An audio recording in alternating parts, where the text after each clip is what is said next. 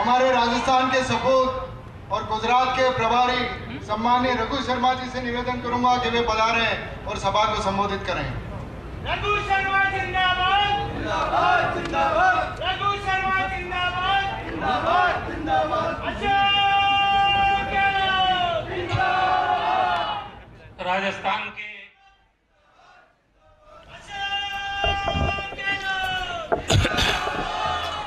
राजस्थान के यशस्वी लोकप्रिय मुख्यमंत्री आदरणीय अशोक गहलोत साहब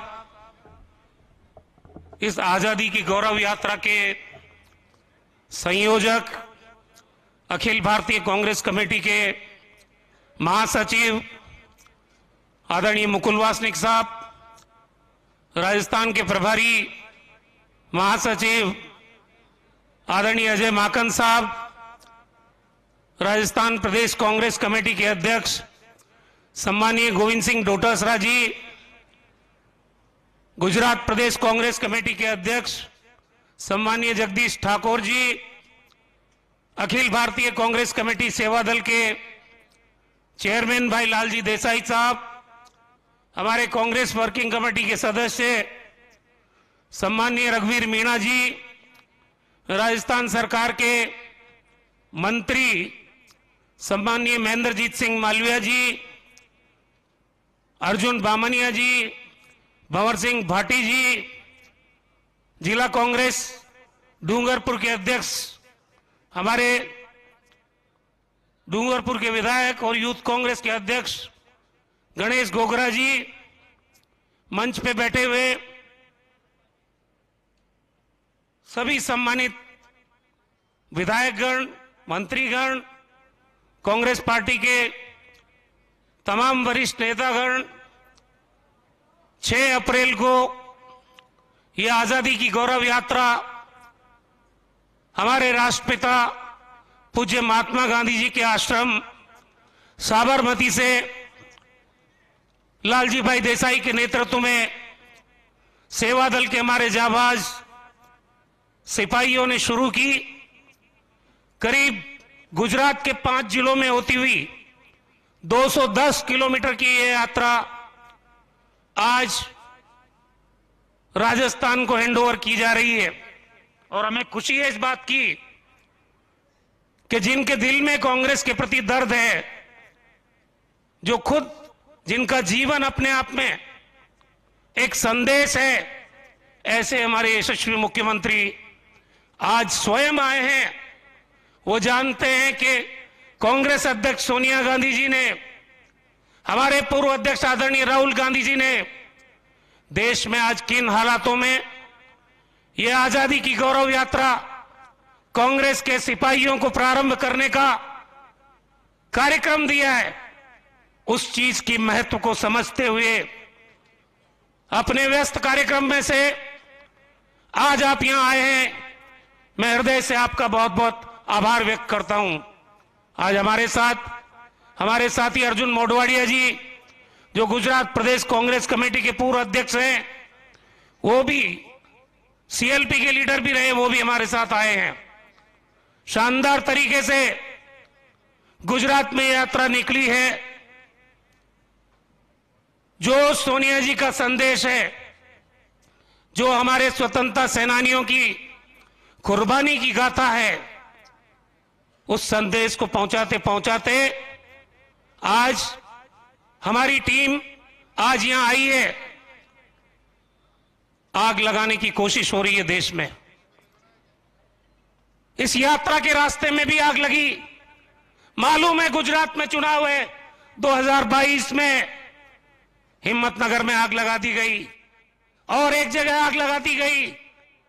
ये कौन सी ताकतें हैं जिनका आजादी के आंदोलन में कोई योगदान नहीं रहा, जिन्होंने नाखून तक नहीं कटाया, अंग्रेजों की मुखबरी की।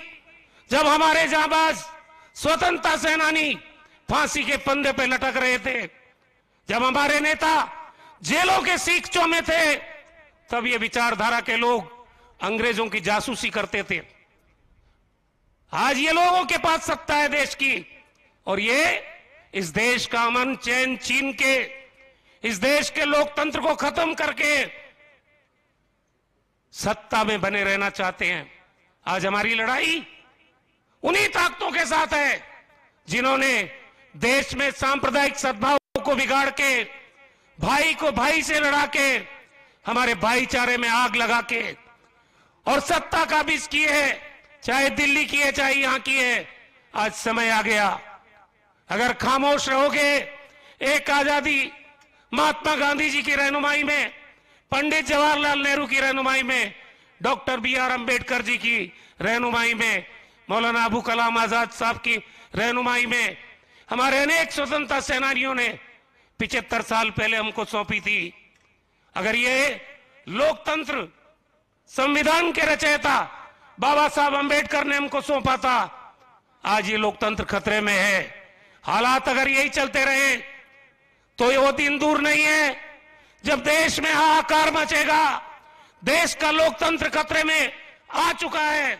ऐसे में कांग्रेस की उस विचारधारा, जो विचारधारा इस देश के डीएनए में है, जो विचारधारा देश की आजादी के आंदोलन को लड़ने वाली विचारधारा है, हमारा फर्ज बनता है, हमारी नेता कह रही है, उठो, लड़ो, इन ताकतों को नेस्तनाबूद करो, वरना देश की आजादी जो हमारे महान सपूतों ने हमको सौंपी है वो वापस खतरे में पड़ने जा रही है। आज देश में महंगाई है, कोई चर्चा हो रही है?